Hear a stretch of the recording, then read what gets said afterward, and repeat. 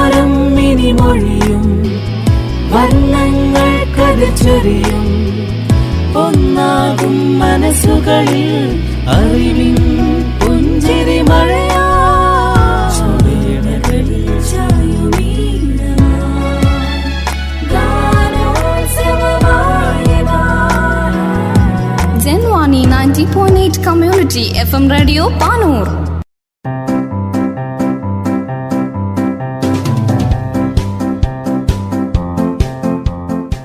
ഇപ്പോൾ വാരാന്ത്യ ലോക വൃത്താന്തം കേൾക്കാം. പ്രൊഫസർ ജെ ജേക്കബ് അവതരിപ്പിക്കുന്നു.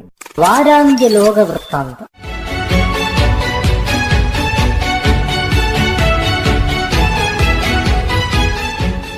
എല്ലാ മാന്യ ശ്രോതാക്കൾക്കും ലോകവൃത്താന്തത്തിലേക്ക് സ്വാഗതം. ഒരു വർഷം 3 ലക്ഷത്തിലേറെ ഇന്ത്യക്കാരാണ് നമ്മുടെ അയൽരാജ്യമായ നേപ്പാൾ സന്ദർശിക്കുന്നത്. ഈ രാജ്യം സന്ദർശിക്കുന്നതിനോ അവിടെ താമസിക്കുന്നതിനോ ഇന്ത്യക്കാർക്ക് വിസ എടുക്കേണ്ടതില്ല. അവിടെ താമസിച്ചു പണിയെടുക്കുന്നതിനും ഇന്ത്യക്കാർക്ക് ഒരു നിയന്ത്രണവും ഏർപ്പെടുത്തിയിട്ടില്ല. ഇന്ത്യയുടെ നാണയം നേപ്പാളിലും ഉപയോഗിക്കാം. എന്നാൽ ഇന്ത്യ നാണയ നിരോധനം നടപ്പിലാക്കിയതിനെ തുടർന്ന് ഇന്ത്യൻ സഞ്ചാരികൾക്ക് നേപ്പാളിൽ ഇന്ത്യൻ കറൻസി ഉപയോഗിക്കുന്നതിന് ചില നിയന്ത്രണങ്ങൾ ഏർപ്പെടുത്തി. 100 രൂപയിൽ കൂടുതൽ മൂല്യമുള്ള ഇന്ത്യൻ കറൻസികൾ നേപ്പാളിലേക്ക് കൊണ്ടുവരുന്നതിന് നിരോധനം ഏർപ്പെടുത്തി. സഞ്ചാരികളെ വല്ലാതെ ബുദ്ധിമുട്ടിച്ച ഈ നിയന്ത്രണം കഴിഞ്ഞ ദിവസം നേപ്പാൾ സർക്കാർ പിൻവലിച്ചു. എല്ലാ ഇന്ത്യൻ കറൻസികളും ഇപ്പോൾ നേപ്പാളിലേക്ക് കൊണ്ടുപോകാം. ഇന്ത്യയുടെ 1 രൂപയുടെ മൂല്യം 1.61 നേപ്പാളി രൂപയാണ്. ഈ രാജ്യത്തിൻ്റെ ഒരു ഭാഗത്ത് ഇന്ത്യയും മറുഭാഗത്ത് ചൈനയുമാണ്. ഇന്ത്യയുമായുള്ള സൗഹൃദം മെച്ചപ്പെടുത്തുന്നതിൻ്റെ ഭാഗമാണ് ഈ നടപടി.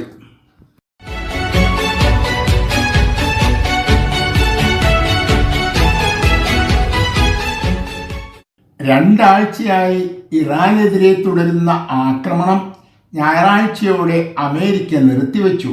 മാധ്യമങ്ങൾ നൽകുന്ന സൂചനയനുസരിച്ച് തെറ്റായ വിവരങ്ങളാണ് അമേരിക്ക പ്രചരിപ്പിക്കുന്നത്. ആദ്യ ദിവസം തന്നെ പ്രതീക്ഷിച്ചിരുന്നതിൽ കൂടുതൽ വിജയം നേടി എന്നാണ് ട്രംപ് പ്രതികരിച്ചത്.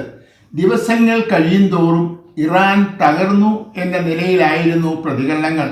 2 മാസം കഴിഞ്ഞിട്ടും അമേരിക്കയുടെ സൈനിക താവളങ്ങൾക്കെതിരെയുള്ള ഇറാന്റെ ആക്രമണങ്ങൾ അതിശക്തമായി തുടരുന്നു എന്നാണ് ഒട്ടുമിക്ക മാധ്യമങ്ങളും റിപ്പോർട്ട് ചെയ്യുന്നത്.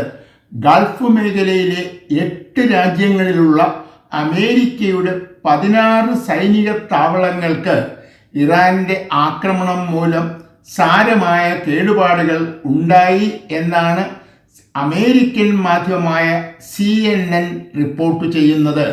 പ്രതീക്ഷിച്ചിരുന്നതുപോലെ ഇറാനിലെ ഇസ്ലാമിക ഭരണകൂടത്തിൻ്റെയോ ഹോർമൂസ് കടലിടുക്കിൻ്റെയോ നിയന്ത്രണം പിടിച്ചെടുക്കാനോ സമ്പുഷ്ടീകരിച്ച യുറേനിയം കണ്ടെത്താനോ അമേരിക്കയ്ക്കു കഴിഞ്ഞിട്ടില്ല.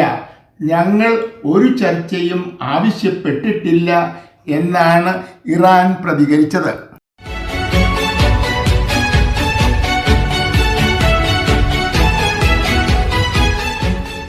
കോക്രോച്ച് ജനതാ പാർട്ടിയുടെ സമരം വിജയിച്ചു. സമരക്കാരുടെ എല്ലാ ആവശ്യങ്ങളും സർക്കാർ അംഗീകരിച്ചു. ഈ സമരത്തിൻ്റെ വേദിയായ ജന്തർ മന്ദർ ഡൽഹിയിൽ സ്ഥിരം സമരങ്ങൾ നടക്കുന്ന ഒരു സ്ഥലമാണ്.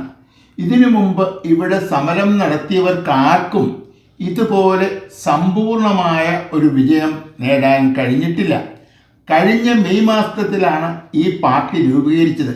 ഇപ്പോഴും ഇത് ഒരു രാഷ്ട്രീയ പാർട്ടിയായി രജിസ്റ്റർ ചെയ്തിട്ടില്ല. ഓൺലൈനായിട്ടാണ് ഈ പാർട്ടി പ്രവർത്തിക്കുന്നത്. നമുക്കറിയുന്ന ഒരു രാഷ്ട്രീയ പാർട്ടികൾക്കും നേടാൻ കഴിയാത്ത വിജയമാണ് തുടക്കക്കാരായ CJP നേടിയത്. മെയ് മാസത്തിലാണ് നീറ്റ് പരീക്ഷ നടത്തിയത്. വ്യാപകമായ പരാതി ഉണ്ടായപ്പോൾ പരീക്ഷ റദ്ദു ചെയ്യുകയും പുതിയ പരീക്ഷ നടത്തുകയും ചെയ്തതോടെ എല്ലാ പ്രശ്നങ്ങളും അവസാനിച്ചതായി കാണാൻ നമ്മുടെ മുഖ്യധാര രാഷ്ട്രീയ പാർട്ടികൾക്ക് ഒരു മടിയും ഉണ്ടായിരുന്നില്ല. ചോദ്യപേപ്പർ ചോർച്ചയുടെ പേരിൽ ആത്മഹത്യ ചെയ്ത കുട്ടികളെയും ഇതുമൂലം കുടുംബത്തിനുണ്ടായ വേദനയും ഇവർ കണ്ടില്ല. എന്നാൽ ഇത് തിരിച്ചറിഞ്ഞുകൊണ്ടാണ് CJP സമരം ആരംഭിച്ചത്.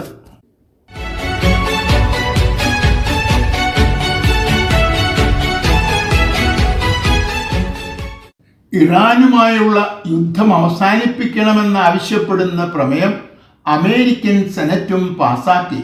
48-നെതിരെ 52 അംഗങ്ങളുടെ പിന്തുണയോടെയാണ് പ്രമേയം പാസാക്കിയത്.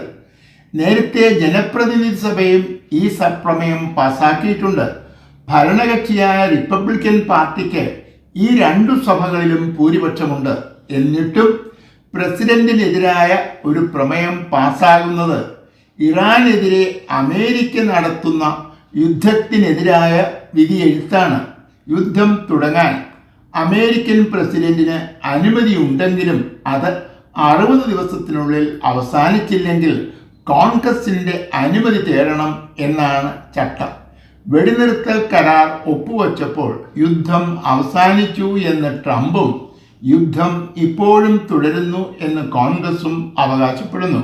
ഇറാനിന്റെ ആക്രമണത്തിനു മുൻപിൽ അതിദയനീയമായി അമേരിക്ക പരാജയപ്പെട്ടു എന്നാണ് റിപ്പോർട്ടുകൾ സൂചിപ്പിക്കുന്നത്. ഈ സാഹചര്യത്തിൽ ട്രംപ് പരസ്യമായി എന്തു പറഞ്ഞാലും അധികം താമസിയാതെ വെടിനിർത്തൽ ഉണ്ടാകും എന്നാണ് പ്രതീക്ഷിക്കുന്നത്.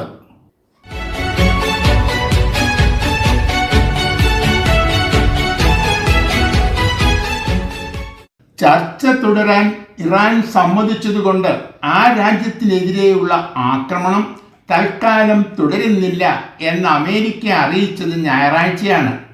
അമേരിക്കയുടെ പ്രസ്താവന യുദ്ധം അവസാനിക്കുന്നു എന്ന ധാരണയാണ് ലോകത്തിന് നൽകിയത്. ഇതിൻ്റെ ഫലമായി അന്താരാഷ്ട്ര വിപണിയിൽ കുതിച്ചുയർന്നുകൊണ്ടിരുന്ന ക്രൂഡ് ഓയിലിൻ്റെ വില താഴാൻ തുടങ്ങി. തങ്ങൾ ചർച്ചകൾക്ക് അഭ്യർത്ഥിച്ചിട്ടില്ല എന്ന് അന്നു തന്നെ ഇറാൻ വ്യക്തമാക്കിയിരുന്നതാണ്. 2 ദിവസം കഴിഞ്ഞപ്പോൾ അമേരിക്കയെ അത്ഭുതപ്പെടുത്തിക്കൊണ്ട് ഗൾഫിലെ അമേരിക്കയുടെ സൈനിക താവളങ്ങളെ ഇറാൻ ആക്രമിച്ചു. തുടർച്ചയായ യുദ്ധം മൂലം അമേരിക്കയുടെ ആയുധ ശേഖരത്തിൽ വലിയ കുറവുണ്ടായിട്ടുണ്ടെന്നും യുദ്ധം നിർത്തിവയ്ക്കണമെന്ന് സൈനിക മേധാവി പ്രസിഡന്റിനോട് ആവശ്യപ്പെട്ടു എന്നും റിപ്പോർട്ടുകൾ ഉണ്ടായിരുന്നു. എന്നിട്ടും സൗദിയുമായി ചേർന്ന് അമേരിക്ക ഇറാഖിൽ പ്രത്യാക്രമണം നടത്തി. യുദ്ധം മടങ്ങി വന്നു എന്ന ധാരണയിൽ 2 ദിവസത്തിനു ശേഷം ക്രൂഡ് ഓയിലിൻ്റെ വിലയിൽ വലിയ വർധനവ് രേഖപ്പെടുത്തി.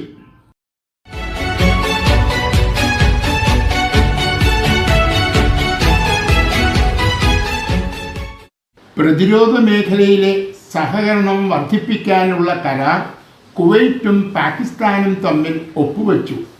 സൈനിക പരിശീലനം, ആയുധ നിർമ്മാണം, ഇൻ്റലിജൻസ് പങ്കുവയ്ക്കൽ തുടങ്ങിയ മേഖലകളിലെ സഹകരണം വർദ്ധിപ്പിക്കാനാണ് തീരുമാനം. ഇതോടൊപ്പം സൗദി ഒപ്പിട്ടതുപോലെ ഒരു കരാർ പാകിസ്ഥാനുമായി ഒപ്പിടുന്നതിനെക്കുറിച്ച് കുവൈറ്റ് ആലോചിക്കുന്നതായും റിപ്പോർട്ടുകളുണ്ട്. സൗദിയോ പാകിസ്ഥാനോ ആക്രമിക്കപ്പെട്ടാൽ അവർ പരസ്പരം സഹായിക്കണം എന്നാണ് ഉടമ്പടി. ഇറാൻ അമേരിക്ക യുദ്ധമുണ്ടായപ്പോൾ തങ്ങളുടെ സുരക്ഷ ഉറപ്പാക്കുന്നതിൽ അമേരിക്ക പരാജയപ്പെട്ടു എന്നാണ് ഗൾഫ് മേഖലയിലെ അമേരിക്കയുടെ സഖ്യകക്ഷികളുടെ വിലയിരുത്തൽ.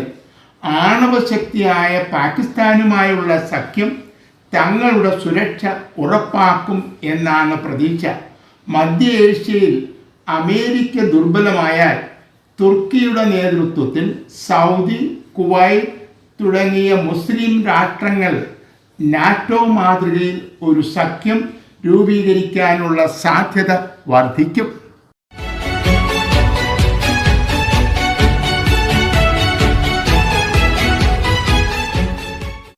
റഷ്യ ഉക്രൈൻ യുദ്ധം തുടങ്ങിയിട്ട് 4 വർഷങ്ങൾ കഴിഞ്ഞു. ഈ യുദ്ധം അന്തർദേശീയ രംഗത്ത് കാര്യമായ പ്രത്യാഘാതങ്ങൾ ഉണ്ടാക്കിയിട്ടില്ല. അധികാരം ലഭിച്ചാൽ 24 മണിക്കൂറിനുള്ളിൽ യുദ്ധം അവസാനിപ്പിക്കും എന്നായിരുന്നു ട്രംപിൻ്റെ വാഗ്ദാനം. 1 വർഷം കഴിഞ്ഞിട്ടും ഒന്നും ചെയ്യാൻ ട്രംപിന് കഴിഞ്ഞില്ല.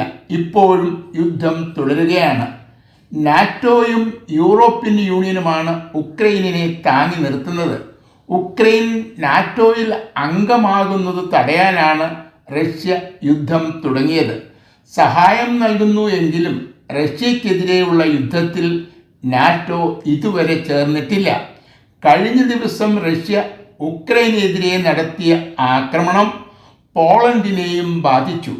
പോളണ്ടിൽ പതിച്ചത് റഷ്യൻ നിർമ്മിത മിസൈലാണെന്നാണ് വിലയിരുത്തത്. ഇത് അബദ്ധത്തിൽ സംഭവിച്ചതായിരിക്കാം എന്നാണ് കരുതുന്നത്. പോളണ്ട് നാറ്റോയിലെ അംഗമാണ്. മനഃപൂർവമായ ആക്രമണമാണെങ്കിൽ നാറ്റോയ്ക്ക് റഷ്യക്കെതിരെ യുദ്ധം പ്രഖ്യാപിക്കേണ്ടി വരും.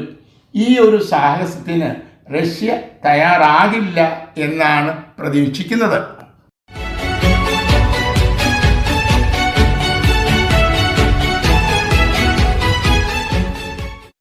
ഇറാനെ ആക്രമിക്കാൻ അമേരിക്ക തിരഞ്ഞെടുത്തത് ഇറാഖിലെ ഇറാന്റെ താവളങ്ങളെയാണ്. ഈ ആക്രമണത്തിൽ സൗദി അറേബ്യയും അമേരിക്കയോടൊപ്പം പങ്കെടുത്തു. ഫെബ്രുവരി 28-നാണ് അമേരിക്ക ഇറാനെതിരെയുള്ള ആക്രമണം ആരംഭിച്ചത്. ഗൾഫിലെ അമേരിക്കയുടെ സൈനിക താവളങ്ങൾക്ക് നേരെയായിരുന്നു ഇറാന്റെ എല്ലാ ആക്രമണങ്ങളും. ഇതുവരെ ഇറാനെതിരെയുള്ള യുദ്ധത്തിൽ ഗൾഫ് മേഖലയിലെ ഒരു രാജ്യവും പങ്കെടുത്തിട്ടില്ല. സൗദി അറേബ്യയാണ് ആദ്യമായി ഇറാനെ ആക്രമിക്കുന്ന ഗൾഫ് രാജ്യം. ഇറാഖ് കേന്ദ്രമാക്കി ഇറാന്റെ പിന്തുണയോടെ പ്രവർത്തിക്കുന്ന സംഘങ്ങൾ നിരവധി തവണ സൗദിയെ ആക്രമിച്ചിട്ടുണ്ട്. അതുകൊണ്ടാണ് ഇറാഖിനെതിരെയുള്ള ആക്രമണത്തിൽ സൗദിയും പങ്കെടുത്തത്. മറ്റു ഗൾഫ് രാജ്യങ്ങളെ പോലെ തന്നെ അമേരിക്ക ഇറാൻ യുദ്ധത്തിൽ നിന്നും വിട്ടുനിൽക്കാനാണ് സൗദിയും ശ്രമിക്കുന്നത്. സൗദി കിരീടാവകാശിയായ മുഹമ്മദ് ബിൻ സാൽമന്റെ വിഷൻ 2030 എന്ന പദ്ധതിയിൽ ശ്രദ്ധ കേന്ദ്രീകരിക്കുമെന്നും യുദ്ധത്തിൽ അമേരിക്കയോടൊപ്പം സഹകരിക്കില്ല എന്നുമാണ് പ്രതീക്ഷിക്കുന്നത്.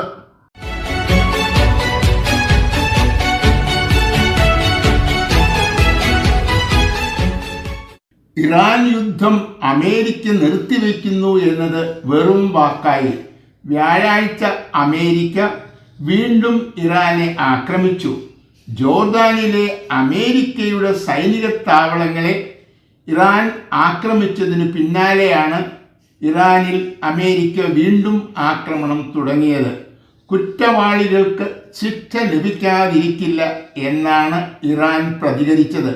അടുത്ത ദിവസങ്ങളിൽ ഇറാന്റെ ആക്രമണം ഉണ്ടാകും എന്നതിൻ്റെ സൂചനയാണ് ഈ പ്രതികരണം. ഹോർമൂസ് കടലിടുക്കിൽ ഇറാന്റെ ആക്രമണത്തിനിരയാകുന്ന കപ്പലുകൾക്ക് നഷ്ടപരിഹാരം നൽകും എന്ന് ട്രംപ് പ്രഖ്യാപിച്ചു. അമേരിക്കയും സഖ്യകക്ഷികളും ചേർന്ന് മരവിപ്പിച്ച ഇറാന്റെ നിക്ഷേപങ്ങൾ ഇതിനായി ഉപയോഗിക്കുമെന്ന് ട്രംപ് കൂട്ടിച്ചേർത്തു. ഇത്തരത്തിലുള്ള നഷ്ടപരിഹാരം സ്വീകരിക്കുന്ന കപ്പൽ കമ്പനികൾക്ക് പ്രത്യാഘാതങ്ങൾ നേരിടേണ്ടി വരുമെന്ന് ഇറാൻ മുന്നറിയിപ്പ് നൽകി. ഇറാന്റെ താൽപ്പര്യങ്ങൾ അവഗണിച്ചുകൊണ്ട് ഈ യുദ്ധം അവസാനിപ്പിക്കാനുള്ള ട്രംപിന്റെ നീക്കങ്ങൾ വിജയിക്കാൻ സാധ്യതയില്ല എന്നാണ് പലരും ചൂണ്ടിക്കാണിക്കുന്നത്.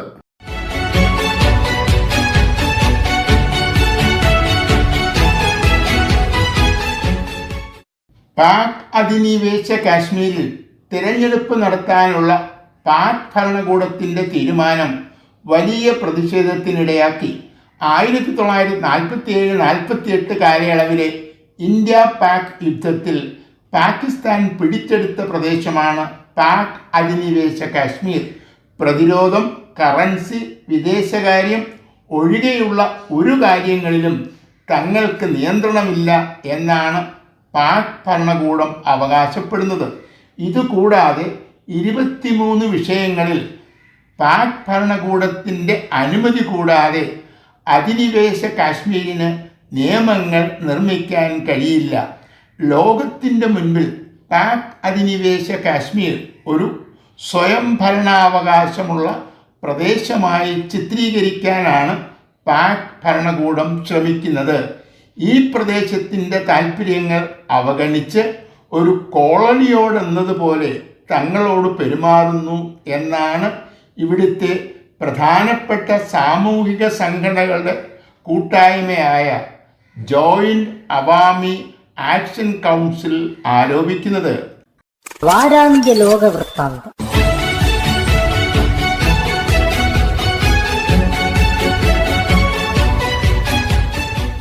തയ്യാറാക്കി അവതരിപ്പിച്ചത് പ്രൊഫസർ ജെ ജേക്കബ്.